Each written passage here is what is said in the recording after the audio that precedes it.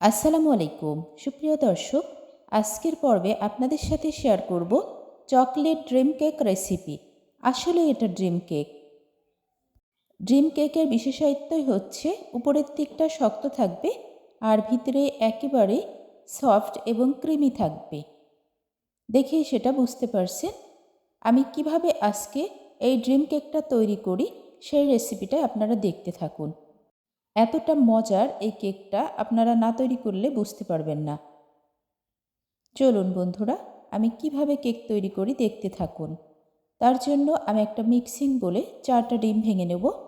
আজকে ডিম থেকে কুসুমগুলোকে আলাদা করব না, কুসুম সহই আজকে আমি এই ডিমটার ফর্ম তৈরি করে নেব। এই কেকটা তৈরি করার আগে আমি সত্যি কল্পনা করেছিলাম না যে এত বেশি মজা হবে এই কেকটা। 30 সেকেন্ড বিট করে আমি 1 কাপ চিনি নিয়েছি।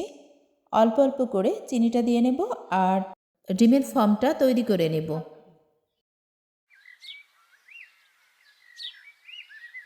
আপনি যদি এই কেকটা তৈরি করেন আপনার কাছেও কিন্তু মনে হবে আসলে এটা স্বপ্ন নয় তো।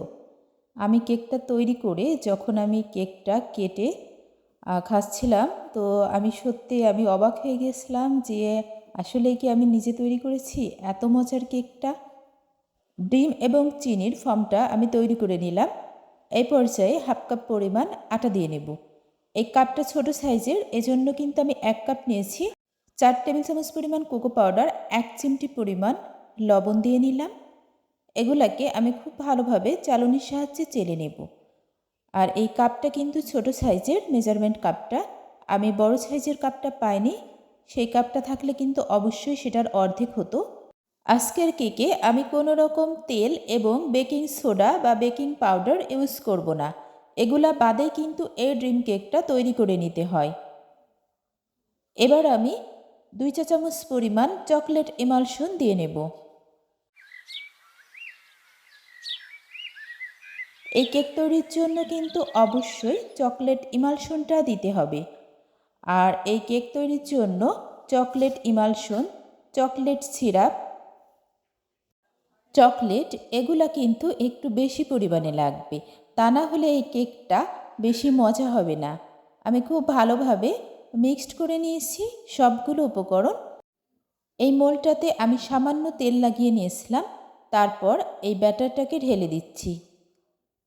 এই ড্রিম কেক তৈরির জন্য মোল্টের নিচে কিন্তু কোনো রকম পেপার দেওয়ার দরকার নেই। এই কেক তৈরির জন্য অবশ্যই কিন্তু মোল্ডটা একটু বড় সাইজের নিতে হবে। আর কেন বড় সাইজের নিতে হবে, যদি আমার রেসিপিটার সঙ্গে জুড়ে থাকেন তাহলে কিন্তু বুঝতে পারবেন। আমি ওভেনটাতে আগে 180 ডিগ্রি টেম্পারেচারে 20 মিনিট টাইম সেট আপ দিয়ে 3 মিনিট ফ্রি হিট দিয়ে নিয়েছি।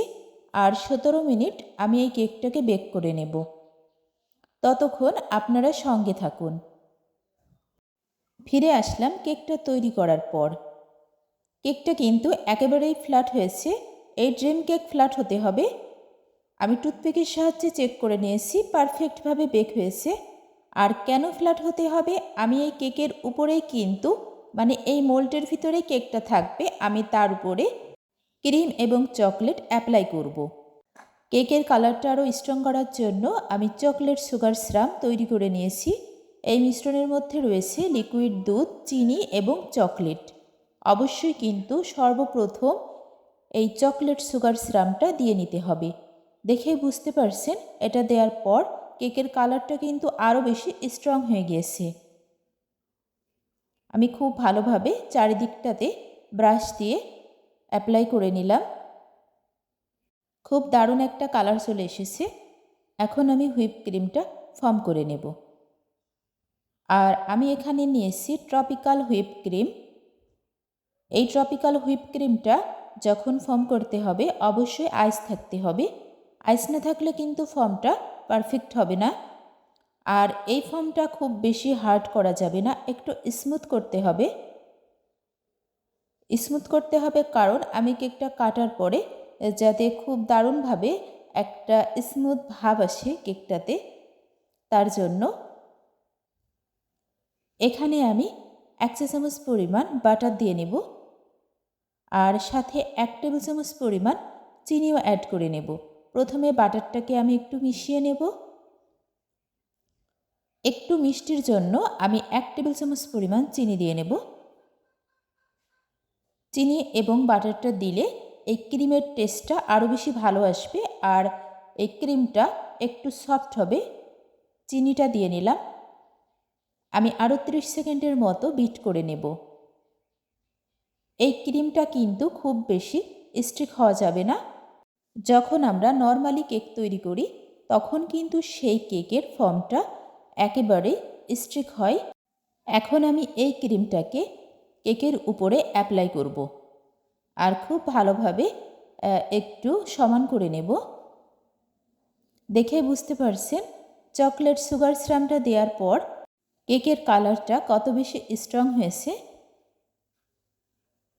আমি এখন এটাকে খুব ভালোভাবে সমান করে নেব। আর আমি কেন বলেছিলাম যে এই কেক তৈরির জন্য অবশ্যই মোল্ডটা বড় সাইজের হতে হবে, এখন কিন্তু আপনারা বুঝতে পারছেন যারা আমার ভিডিওর সঙ্গে জুড়ে আছেন এখনও। এখানে আমি চকলেট সিরাপ তৈরি করে নিয়েছি।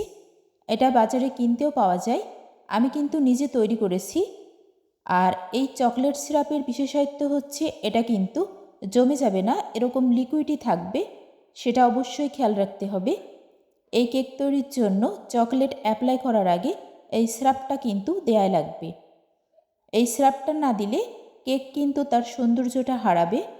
পারফেক্ট যে ড্রিম কেকের একটা সৌন্দর্য সেটা কিন্তু আপনারা পাবেন না। আমি কিভাবে এই চকলেট সিরাপটা তৈরি করেছি তার ভিডিও অবশ্যই একদিন আপনাদের সাথে শেয়ার করব।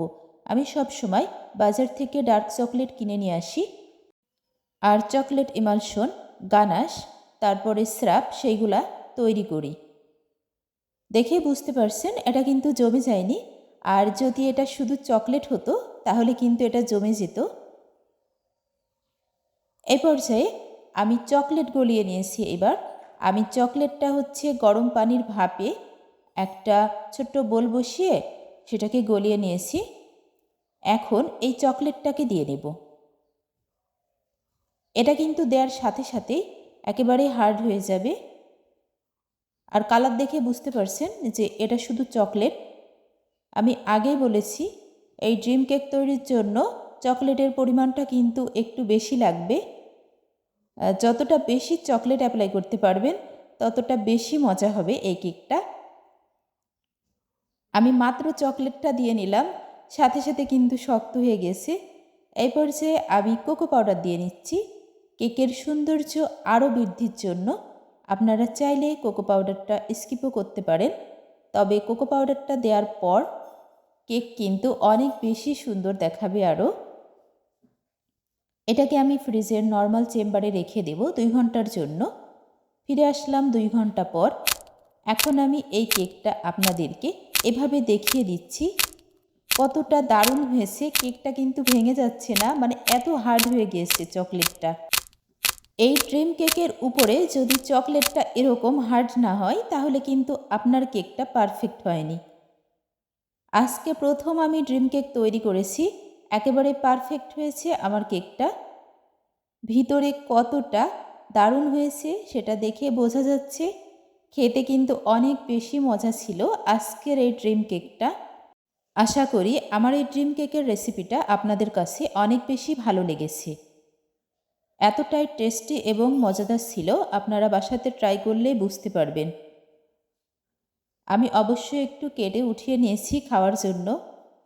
অনেক বেশি মজা ছিল এই ড্রিম কেকটা। এমনিতেই কেক কিন্তু কম বেশি সবারই অনেক পছন্দ, আর যদি হয় সেটা চকলেট কেক তাহলে তো কোনো কথাই না।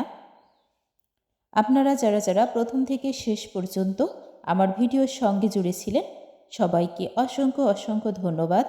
সবাই ভালো থাকবেন, সুস্থ থাকবেন। ফিরে আসবো আবারও নেক্সট কোনো কেকের রেসিপি নিয়ে।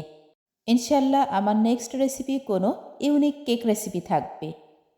সবার সুস্থতা কামনা করে আজকের ভিডিওটা এই পর্যন্তই। আসসালামু আলাইকুম, আল্লাহ হাফিজ, থ্যাংকস ফর ওয়াচিং।